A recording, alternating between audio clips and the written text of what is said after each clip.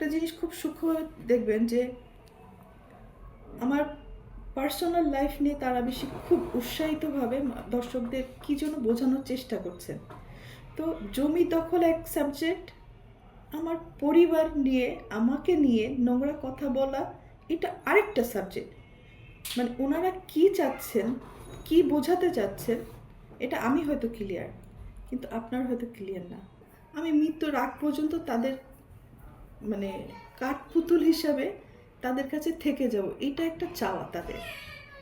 তো আমি আমার জীবন বাঁচাতে দূরে থাকাটা কি আমার অপরাধ? ভালো থাকাটা কি অপরাধ? সুস্থ সুন্দর থাকাটা কি অপরাধ? যদি এটা অপরাধ হয়ে থাকে তাহলে আমি অপরাধী, তবে ভূমিদস্যু হিসাবে আমি অপরাধী না।